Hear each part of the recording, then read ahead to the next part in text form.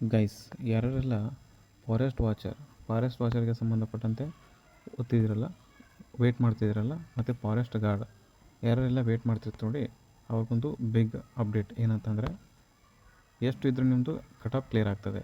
ಎಷ್ಟಿರಬೇಕು ಮಿನಿಮಮ್, ಎಷ್ಟಿರ್ಬೇಕಂತೇಳಿ ಮಾತಾಡ್ತಾ ಹೋಗೋಣ. ಎರಡನ್ನೂ ಮಾತಾಡ್ತಾ ಹೋಗೋಣ. ಓಕೆ, ಎರಡರ ಬಗ್ಗೆ ಮಾತಾಡೋಣ ಬನ್ನಿ. ಇವಾಗ ಮಿನಿಮಮ್ ನೀವು ಇಲ್ಲ ಅಂತಂದ್ರು ಎಷ್ಟು ಗೈಸ್, 95+ ಇರಬೇಕು. ಎಸ್, ಇಲ್ಲಿ ಫಾರೆಸ್ಟ್ ವಾಚರ್ಗೆ ನೀವು 96% ಮಾಡಿರಬೇಕು.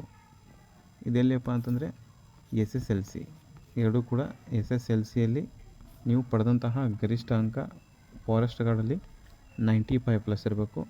ಮತ್ತು ಫಾರೆಸ್ಟ್ ವಾಚರಲ್ಲಿ ಅದು ಕೂಡ 96+ ಇರಬೇಕು. ಓಕೆ, ಬನ್ನಿ ಇವಾಗ ನೋಡ್ತಾ ಹೋಗೋಣ. ಹಾಗಿದ್ರೆ ಎಸ್ ಗೈಸ್, ಹಾಗಿದ್ರೆ ಈಗ ಕ್ಯಾಟಗರಿ ಬಗ್ಗೆ ಮಾತಾಡ್ತಾ ಬರೋಣ. ಕ್ಯಾಟಗರಿ ವೈಸ್ ನೋಡ್ತಾ ಹೋಗೋಣ.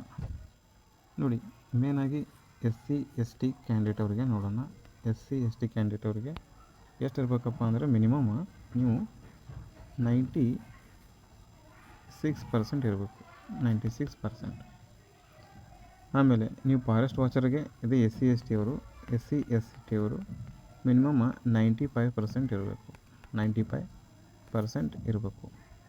ಅದೇ ಇನ್ನು ಉಳಿದಂತಹ OBC ಸಿಂಪಲಾಗಿ ಹೇಳ್ತೀನಿ ನಾನು, ಅದು ಕ್ಯಾಟಗರಿ 1 ಅಲ್ಲ, 3B 2A 2B ಇವೆಲ್ಲ ಇದ್ರ ಬಗ್ಗೆ ನಾನು ಹೇಳ್ತಾ ಕೂಡಲ್ಲ ಇಲ್ಲಿ. ಬಟ್ ಜಸ್ಟ್ ಏನಂತಂದರೆ ನಿಮಗೆ ಕ್ಯಾಟಗರಿ ಅಂತ ಹೇಳ್ಬಿಡ್ತೀನಿ.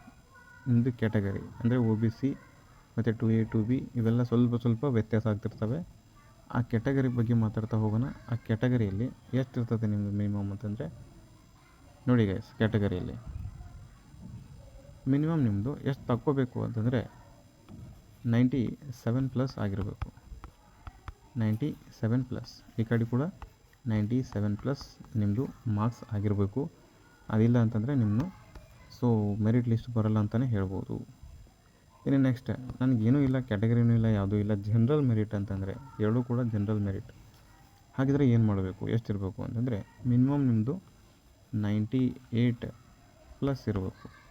ಇಲ್ಲಿ ಎಷ್ಟು, ಇಲ್ಲಿ ಕೂಡ 98+ ಇರಬೇಕು. ಜನರಲ್ ಮೆರಿಟ್ ಸೆಲೆಕ್ಟ್ ಆಗಬೇಕು ಅಂತಂದರೆ. ಓಕೆ, ಇದಿಷ್ಟು ನಿಮ್ಮ ಕಟ್ ಆಫ್ ಬಗ್ಗೆ ಕೇಳ್ತಾಯಿದ್ರಿ. ಕಟ್ ಆಫ್ ಬಗ್ಗೆ ಹೇಳಿದ್ದೀನಿ. ಮತ್ತೇನಾದರೂ ಡೌಟ್ ಇತ್ತಪ್ಪ ಅಂದರೆ ಕೆಳಗಡೆ ಕಮೆಂಟ್ ಬಾಕ್ಸ್ನಲ್ಲಿ ಕಮೆಂಟ್ ಮಾಡಿ. ಮತ್ತೇನಾದರೂ ಹೊಸ ವಿಷಯಗಳ ಬಗ್ಗೆ ಇದ್ದರೆ ಅಪ್ಡೇಟ್ ಮಾಡ್ತಾಯಿರ್ತೀನಿ. ವಿಡಿಯೋ ಏನಾದರೂ ಇಷ್ಟ ಆಗಿದರೆ ಲೈಕ್ ಮಾಡಿ, ಸಬ್ಸ್ಕ್ರೈಬ್ ಮಾಡಿ.